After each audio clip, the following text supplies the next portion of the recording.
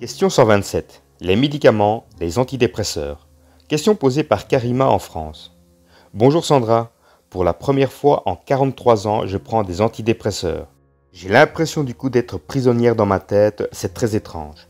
Comme dépossédée d'une partie de moi. Du coup, cela fait 10 jours, mais je me tâte à arrêter.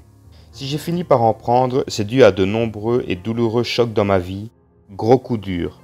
À ton avis, est-ce que cela me coupe de mon esprit et me livre aux entités? Karima. Bonjour Karima. La prise de médicaments et les effets secondaires des médicaments font partie de ce qui est voulu et décidé par l'esprit de chacun pour l'évolution de l'ego.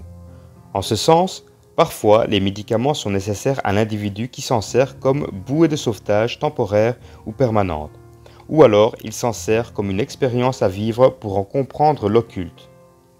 Certaines personnes finissent par s'y perdre, ou par perdre une certaine lucidité psychique, mais cela est aussi décidé par leur esprit.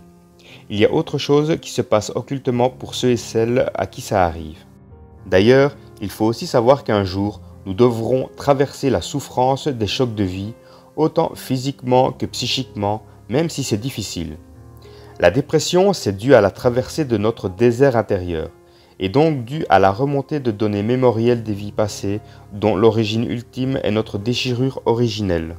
Brièvement, la lumière supramentale entre dans nos cellules, ce qui provoque la résurgence de ces mémoires qui doivent sortir et être vécues par l'ego, afin que cette lumière puisse être intégrée.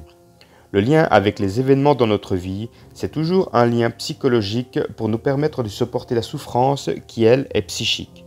Enfin, l'important, c'est de ne jamais cesser de faire le tri de nos pensées et de rester bien présent psychiquement, que des médicaments soient pris ou pas. Au plaisir.